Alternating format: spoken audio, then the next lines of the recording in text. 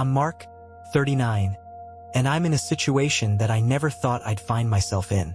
I'm writing this post because I need to share what's been happening lately, and maybe, just maybe, get some insight or advice from you all. It all started with something as trivial as a smell. Not the kind of smell that instantly makes you jump out of bed. No, it was much subtler.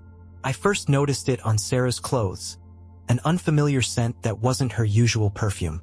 It was something foreign, a hint of something exotic and barely there, yet persistent enough to make you wonder if it belonged at all.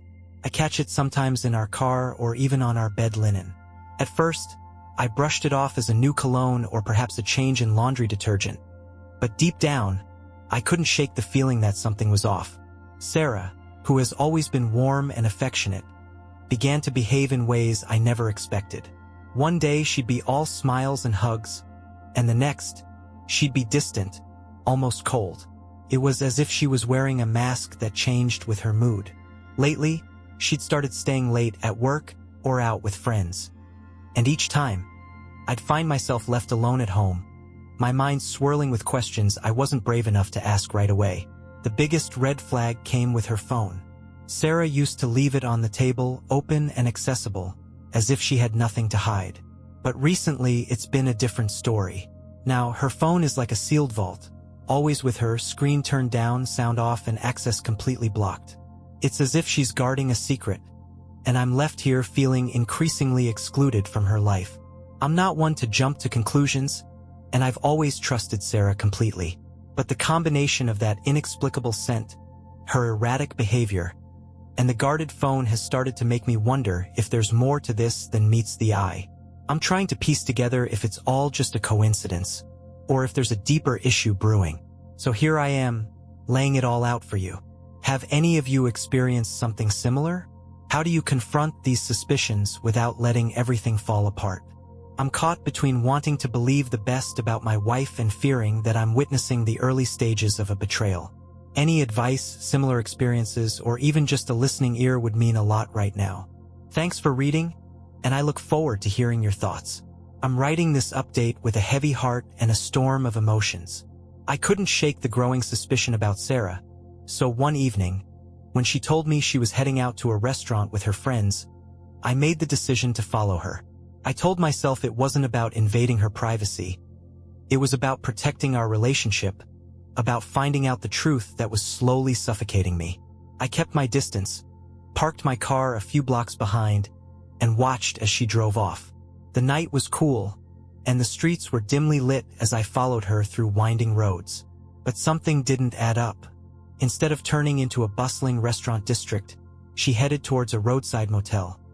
A place that, even in my limited knowledge, I knew charged at least $280 a night for a room. My heart pounded as I realized this was no ordinary outing. I parked a little further down the road, my mind racing with possibilities. I watched as Sarah's car pulled up behind the motel. 17 minutes later, another car appeared. I couldn't believe what my eyes were witnessing. The second vehicle stopped, and out stepped a man whose presence sent a chill down my spine.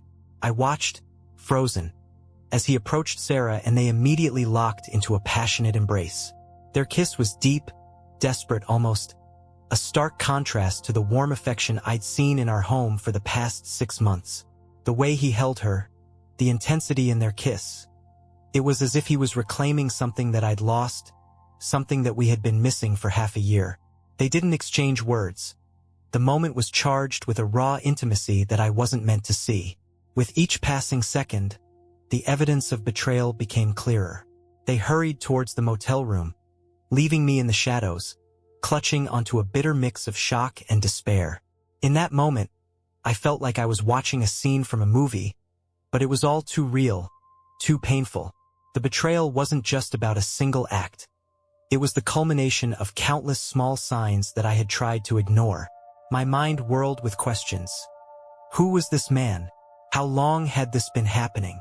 And most importantly, what did I do now? I'm still trying to process everything, and the night has left me reeling. The evidence is undeniable, but I'm left wondering if there's more to the story than I can see. I feel like I'm standing at the edge of a precipice, with a gaping chasm of secrets and lies below. If any of you have been through something like this, how did you navigate the tumult of emotions and the aftermath of such a revelation? Any advice on how to confront the situation head-on without losing myself in the process would be deeply appreciated. I'm grateful for your support as I continue to unravel this painful mystery. I'm back, and if you thought things couldn't get worse, you'd be right. After that night at the motel, my world was shattering, but I knew I needed irrefutable evidence to confront what was happening. I spent the next day in a haze of despair and determination. I did something I never thought I'd do. I hacked into Sarah's mobile operator account. I've never been tech-savvy, but desperate times call for desperate measures, right? I pored over her call history, and it was a torrent of damning proof. Hours of conversations with an unknown number that she'd never mention, messages that poured in late into the night, and a series of Uber rides from locations I'd never even heard of. Each entry in her call log was like another nail in the coffin of our marriage. But it wasn't just the calls and texts that hurt. It was what I found next. I dug deeper and checked her credit card statements. There, staring back at me, were hotel bills totaling a staggering $1,500 over the past 2 months. Bills from places she had no legitimate reason to be spending that kind of money, places that, as it turned out, were more than just a quick rendezvous. The pattern was clear and painful. Then I took the final step, checking her work email. I had somehow managed to bypass security protocols, and what I read there nearly broke me completely. In a thread with someone named Ben, her emails were laced with twisted humor and cruelty. One email in particular caught my eye. Ben, he doesn't even know. It's so funny. Seriously, he thinks I still love him? It's pathetic. I reread those lines over and over, feeling as if my heart were being ground to dust. The callousness in her words, the absolute disregard for my feelings, it was all laid out in cold, clinical text. In that moment, I realized that everything I had suspected was no longer just suspicion.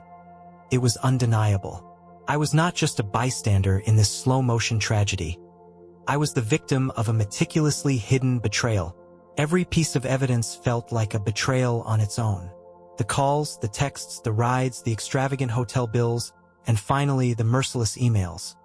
All of it screamed of a life that I thought we were building together, now being shattered by secrets and lies. I'm left grappling with the dual weight of hurt and a desperate need to understand why. Was I simply a placeholder in her life, someone to be kept around until something better came along? I'm at a crossroads now, and I feel completely lost. I'm angry, devastated, and drowning in questions with no answers. Reddit, if any of you have ever been in a situation where you found such irrefutable evidence of betrayal, how did you cope? How did you confront the person who was shattering your world?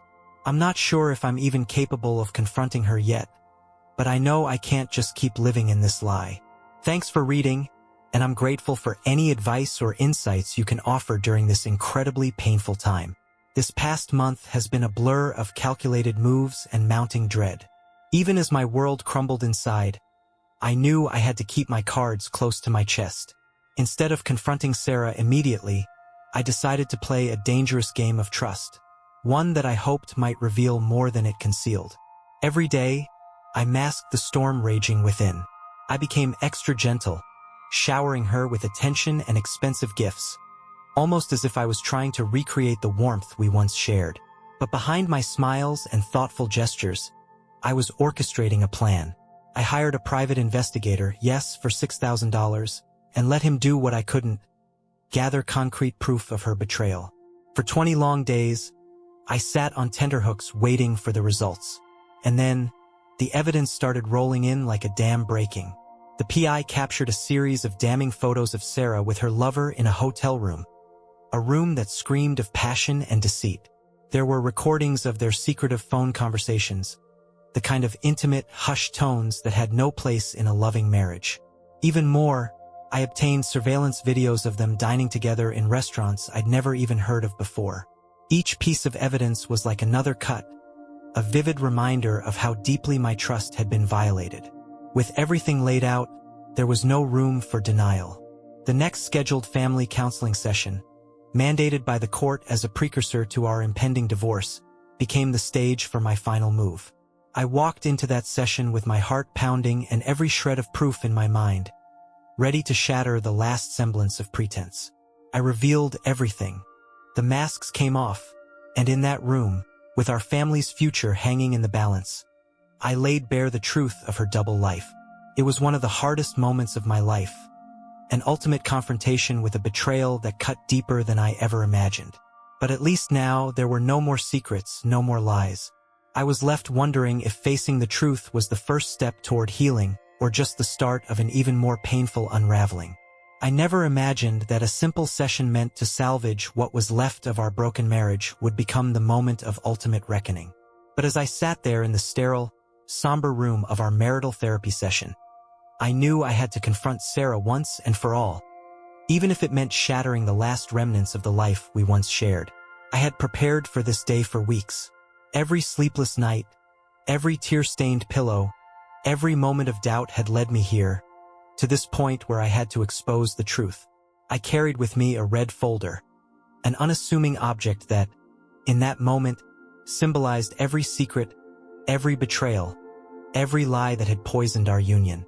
I placed that folder on the table with deliberate care, ensuring that every eye in the room would catch a glimpse of its bold color, as if to announce that nothing could hide behind deceit any longer.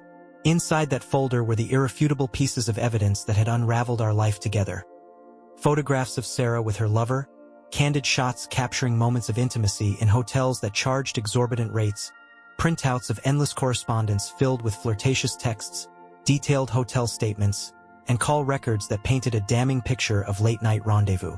I could see the shock ripple through the room as the folder's contents lay bare before us. Each piece a fragment of the story I had painstakingly assembled. Sarah's reaction was immediate and visceral. Her face, once a mask of indifference, went pale in an instant. For a moment, I thought the weight of the truth would leave her speechless, caught in a web of her own making. Instead, she began to stutter and then, shockingly, laughed. With a dismissive tone that bordered on mocking, she said, "You're so dramatic. It's just flirting." Her laugh was brittle, a feeble attempt to undercut the magnitude of what was before us, as if she believed that calling my evidence flirting would somehow nullify its impact. I could feel the room closing in on her, the eyes of the forensic psychologist and my lawyer fixed intently on every move, every twitch of her expression. There was no room for excuses or denials now. Every moment of her deceit was about to be laid out in the open. Taking a deep, steadying breath, I reached for the audio recorder that had been my silent witness to her betrayal. I pressed play. The room was immediately filled with the unmistakable sound of her own voice, a voice that, until now, had been a soothing lullaby in our shared moments. But this time it carried a venomous edge. Through the crackling audio, I heard her clearly and unmistakably say to her lover, "After the trial, I'll destroy him. The judge thinks he's crazy." Every syllable was laden with malice and calculated cruelty, a premeditated promise to ruin me long after our personal war had been fought. The atmosphere in the room shifted palpably. The forensic psychologist's eyes widened in disbelief as the chilling words echoed around us, and my lawyer's expression hardened, a silent confirmation that the legal and emotional battle had reached its tipping point. At that moment, it was clear that there was no way back for Sarah. The game of trust and deception was over. The evidence was not just circumstantial. It was an outright confession of her intentions, her manipulations, and her complete disregard for the sanctity of our vows. I could see the walls closing in on her as the reality of the situation sank in. No more could she hide behind the facade of flirtation or casual dismissal. Every lie she had spun was now woven into the fabric of the recording, each piece of evidence in the red folder a testament to the betrayal that had slowly eaten away at our marriage. For a few long minutes, the room was silent, heavy with the gravity of the truth. I sat there, feeling an overwhelming mix of sorrow and grim satisfaction. This wasn't about revenge. It was about reclaiming my dignity, my truth, and the integrity of a life that had been reduced to a series of deceitful whispers and stolen moments. The forensic psychologist and my lawyer exchanged glances, a silent acknowledgement that the scales had finally tipped irrevocably in my favor. There was no undoing what had been laid bare that day. That session marked a turning point, the moment when I no longer had to pretend that our marriage was anything but a carefully constructed illusion. In that sterile room, amidst the painful confrontation, I reclaimed my narrative. And while the road ahead promised legal battles and emotional turmoil, I knew I had taken the first step towards a future unburdened by lies. I'm still reeling from that fateful day when everything came crashing down in that therapy session. But the fallout didn't stop there. It only escalated into a chaotic series of events that have forever altered the course of my life. That very same evening, as if trying to undo the harsh clarity of our revelations, Sarah's phone lit up relentlessly. She called me 48 times in one single night. I stared at the ringing screen, each missed call a painful reminder of how deeply shattered our lives had become. I didn't answer, couldn't. Every call was like a slap in the face, a desperate plea that I had no energy left to respond to. I left them unanswered, knowing that every missed ring was another step towards the inevitable collapse of what little remained of our connection. Then, on the third day after that pivotal revelation, things spiraled further out of control. I heard through mutual acquaintances that Sarah had gotten completely drunk and ended up in a brawl at a bar, a place known for its rowdy, reckless crowd. The incident wasn't just a drunken escapade. It escalated to the point where she was arrested. Hearing that she'd been taken into custody felt like another blow, as if the universe itself was punishing her for every lie and every betrayal. The real breaking point, though, came in the dead of night. At 4:28 a.m., my phone rang. It was her. Sarah, voice trembling, tears audible over the line. She was calling, begging me to pick her up, her words slurred with sorrow and regret. In that moment, a mixture of emotions washed over me. Anger, sadness, and an overwhelming sense of finality. The person I once loved was now a stranger, drowning in the consequences of her own choices. I took a deep breath, steadying myself as I listened to her desperate voice on the other end of the line. There was a long pause before I spoke, and when I did, my answer was as simple as it was final. Call your Ben. It wasn't meant to be cruel for cruelty's sake. It was the acknowledgement that I was no longer willing to be her savior, her safety net. Ben was the person who had been there for her behind the scenes, the one with whom she had shared secrets, lies, and stolen moments. In that instant, I was done being the one to pick up the pieces of her shattered world. There was silence on the other end of the line. For a few agonizing seconds, all I could hear was the quiet hum of the phone and the distant echo of what once was our connection. Then, in a voice barely above a whisper, she finally said, "He's not answering." Those words struck me like a final, irrevocable note in a bitter symphony. It was as if every attempt to cling to the past was crumbling away, leaving behind nothing but the harsh reality of our breakup. That call marked the undeniable end of the chapter we once shared. I realized then that our lives were irreversibly split, a past filled with memories that now only served as a painful reminder of betrayal and loss. I had gathered my evidence, confronted her with the truth, and in the aftermath, she had spiraled into self-destruction. Her desperate calls, her arrest, and that final, crushing admission over the phone signified that there was no turning back. I know this isn't the end of the pain or the legal battles that lie ahead. I know there will be long nights filled with regret, and days when the memories of what we had together will haunt me. But this breakup, as brutal and heart-wrenching as it was, also marked the beginning of reclaiming my life. I'm starting to see that sometimes, the worst betrayals are the ones that force us to find our own strength, to stand up and say, "Enough." To everyone reading this, if you've ever been caught in a web of lies and heartache, I hope my story serves as a reminder that you deserve more than half-truths and broken promises. Healing is a long, winding road, and while the pain might never completely disappear, each step forward is a step towards reclaiming the life you once thought was lost. Thanks for sticking with me through this tumultuous journey. I'll keep updating as I navigate this new, uncertain chapter. Until then, I'm trying to find solace in the truth, no matter how bitter it might be. It's been 9 long weeks since that fateful day when every piece of evidence was laid bare and every secret unraveled. I've spent these weeks in a whirlwind of court dates, endless meetings with lawyers, and countless moments of reflection on what it all meant. And now, after what seemed like an eternity of waiting, the judge has finally rendered a decision. A decision that, while it may seem like the end of one chapter, is really the start of another entirely. In a ruling that felt like both vindication and a cruel twist of fate, I was awarded a house valued at $750,000, a car, and the bulk of our shared savings. It was as if the scales of justice had tipped so decisively in my favor that everything I had lost was being returned to me. Perhaps not in the form of the love and trust that had been betrayed, but in tangible symbols of a life I could now rebuild. Sarah, on the other hand, walked away with nothing. No house, no car, no savings, just the bitter residue of her choices. I remember the last time I saw her clearly, as if the image were burned into my mind. It was in the courthouse parking lot, a place where hope and despair had tangled together in a final, awkward goodbye.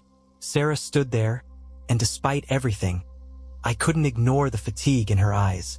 She looked tired, confused, and undeniably weak. An image far removed from the confident, vibrant woman I once knew. For a moment, time seemed to slow down. She stepped forward hesitantly, as if the weight of the past was pressing down on her with every step. And in a voice so soft it was almost lost in the wind, she whispered, "I didn't want it to end like this." That moment, as painful as it was, also felt like the final punctuation in the sentence of our shared history. I managed a small, almost imperceptible smile, one that didn't carry the warmth of forgiveness, but the cold satisfaction of retribution. I leaned in and said, "Enjoy the taste of your own medicine." Those words weren't just a farewell.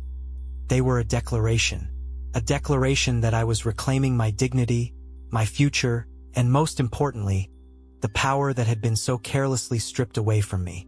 With that, I got into my car, the door closing on a life that had been marred by lies and betrayal, and I drove away, each mile taking me further from the past that had once threatened to drown me.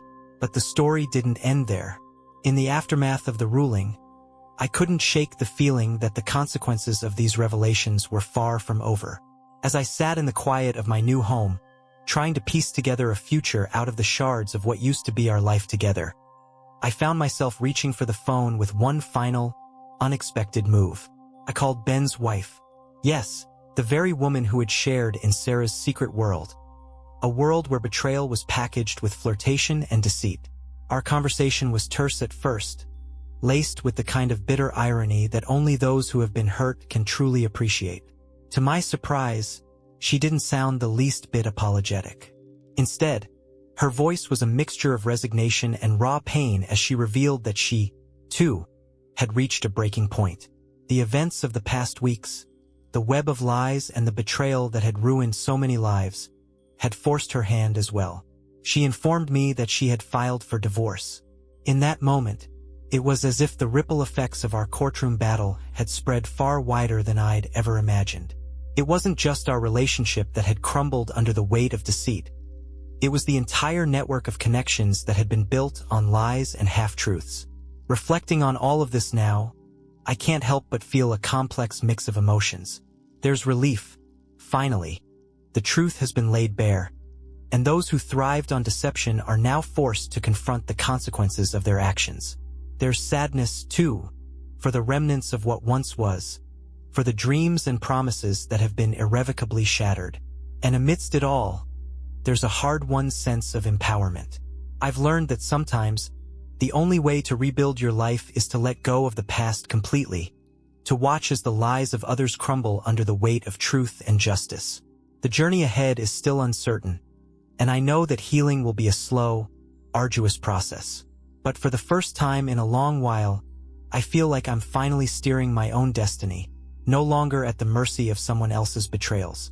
To everyone out there who has faced similar heartbreak and betrayal, I hope my story serves as a reminder that no matter how dark things may seem, the light of truth and justice has a way of shining through, however dimly it may start. Here's to new beginnings, to reclaiming our lives, and to savoring the bittersweet taste of our own medicine.